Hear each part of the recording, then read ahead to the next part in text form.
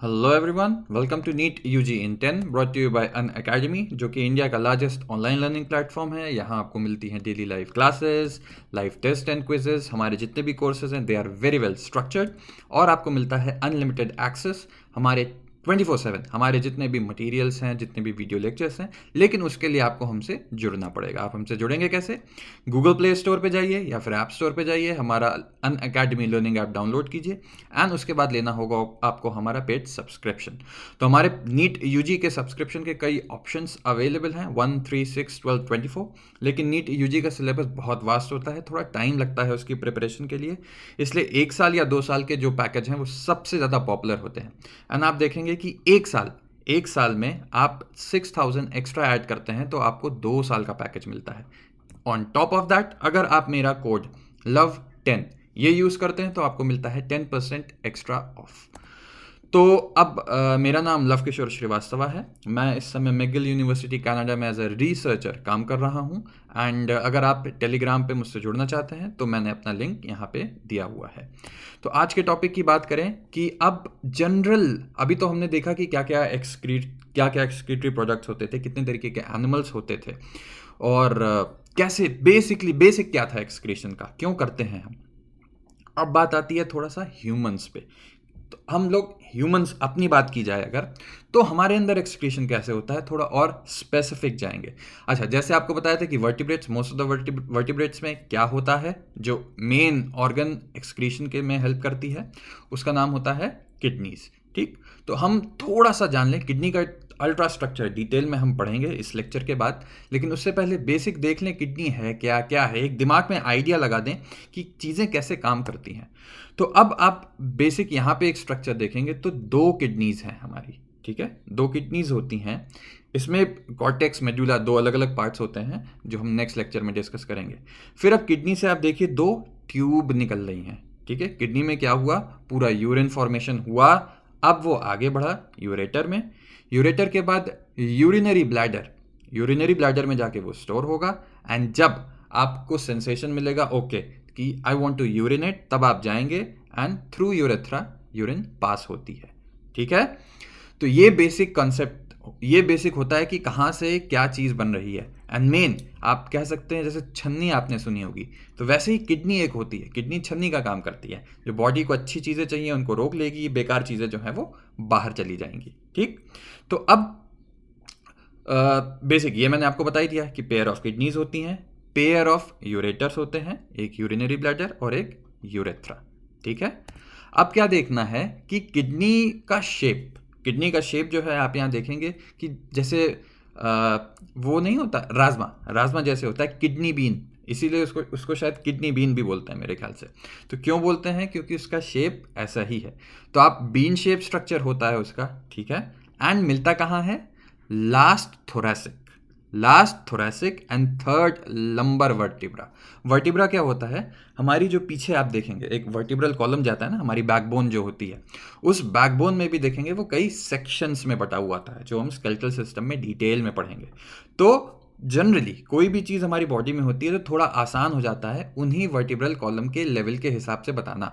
तो last thoracic मतलब जो लास्ट थोरैसिक वर्टिब्रा होगा और थर्ड लंबर वर्टिब्रा होगा। ठीक है, तो ये आप समझ गए। और बाकी क्या हो, एब्डोमिनल कैविटी में होना ही होना है इसको। ठीक, तो ये बेसिक हो गया किडनी की लोकेशन के बारे में कि किडनी मिलती कहाँ है। अच्छा, अब क्या हो गया कि जब किडनी का काम क्या होगा, किडनी में ब्लड आएगा, ब्लड छानेगा ना, ब्लड छानेगा किडनी, मेन जो चीज़ हो गई। तो वहाँ पे ब्लड की बहुत रिच सप्लाई होनी चाहिए, जो कि होती भी है। ठीक, इसके बाद क्या होगा कि सोल्यूट्स, ब्लड तो पूरा वहाँ पहुँच जा रहा है, लेकिन हर चीज़ हमें एक्सक्रीट तो नहीं करनी है। तो बहुत सारा पानी, सोल्यूट्स जो हमको ज़रूरी है, हम पूरा पानी तो फेंक नहीं देंगे बाहर। तो हाँ, छनना ज़रूरी है। तो छन गया, उसके बाद वापस ब्लड स्ट्रीम में आ जाता है ना। सीधी सी बात है, क्योंकि एक तरीके से वहाँ फिल्ट्रेशन हो रहा है पूरे का पूरे ब्लड का। तो अब फिल्ट्रेशन के बाद क्या करेगा, वो ब्लड को उसने फिल्टर किया, लेकिन वापस ब्लड स्ट्रीम में ले आएगा ना, नहीं तो आपका बीपी फॉल कर जाएगा। मैंने ब्लड प्रेशर वाले जब मैं डिजीज़ बता रहा था आपको, तब मैंने बताया था क्यों, ब्लड की वॉल्यूम कम हो जाएगी, है ना। तो ये सब चीज़ें प्रॉब्लम हो जाएंगी।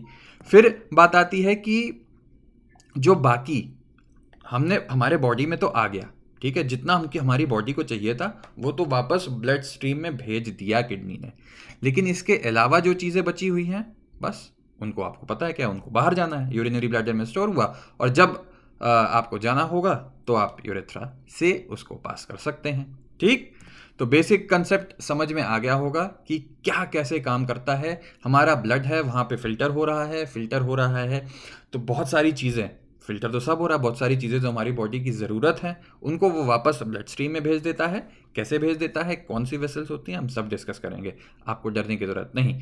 फिर अब बात आती है कि जो नहीं चाहिए वो बॉडी से बाहर चला जाएगा। ठीक, तो अब देखें किडनी के बेसिक फंक्शंस। ये तो हमने एक्सक्रीशन जान लिया, लेकिन इसी चीज़ से जुड़े जुड़े क्या फंक्शन हो सकते हैं, और मेन एक्सक्रीशन ही है, लेकिन कैसे वो और चीज़ों को भी रेगुलेट करता है एक बार देख लेते हैं।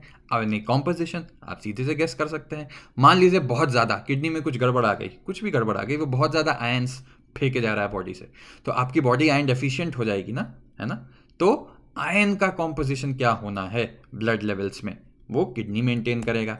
दूसरा ब्लड का पीएच। अब ब्लड का पीएच क्या है कि किडनी जो है H+ आयंस को भी रेगुलेट करता है। ठीक है, H+ आयंस क्या है आप जानते हैं कि पीएच, मेन पीएच जो होता है वो H+ आयन से ही आता है। तो कोई चीज़ H+ आयंस रेगुलेट कर रही है तो वो ब्लड का पीएच भी रेगुलेट कर पाएगी। ठीक है, तो ये पॉइंट्स बहुत इंपॉर्टेंट हैं। एग्जाम में क्वेश्चन आ सकता है कि किडनी का इसमें से कौन सा फंक्शन नहीं है, या आपको फंक्शन दे देगा फिर पूछेगा इसमें से कौन सी ऑर्गन जो है वो ये काम करती है। तो आयनिक कॉम्पोजिशन का बैलेंस कौन मेंटेन करेगा, किडनी। ब्लड का पीएच मेजॉरिटी कौन मेंटेन करता है, वो किडनी करती है। ब्लड का वॉल्यूम अभी मैंने आपको बताया था, वाटर है ब्लड में, ब्लड का जो मेन वॉल्यूम बनता है वो किससे बनता है, वाटर से बनता है, 55% पानी है, या प्लाज्मा आप कह दीजिए। तो अब लिक्विड अगर निकलता चला जाएगा बॉडी से तो ब्लड का वॉल्यूम कम होने लगेगा ना, वो भी प्रॉब्लम है। तो ब्लड का वॉल्यूम भी किडनी मेंटेन करेगी। ठीक है, ब्लड प्रेशर, ब्लड वॉल्यूम से ब्लड प्रेशर भी रिलेटेड है। ठीक है, अब आप इमेजिन कर सकते हैं कि एक ट्यूब है आपके पास छोटी सी, उसमें आप जितना पानी भरते चले जाएंगे ट्यूब पे उतना ही तो प्रेशर लगेगा ना, या जितना पानी कम करते जाएंगे उतना ही प्रेशर कम होता चला जाएगा। तो आप देख रहे हैं कैसे लिंक्ड है सब। ब्लड वॉल्यूम कैसे कंट्रोल कर सकता है ब्लड प्रेशर को, तो ठीक है चीज़ वही है, पर हमको इस सेंस में देखना है कि किडनी ब्लड वॉल्यूम भी कंट्रोल कर सकता है, ब्लड प्रेशर भी कंट्रोल कर सकता है।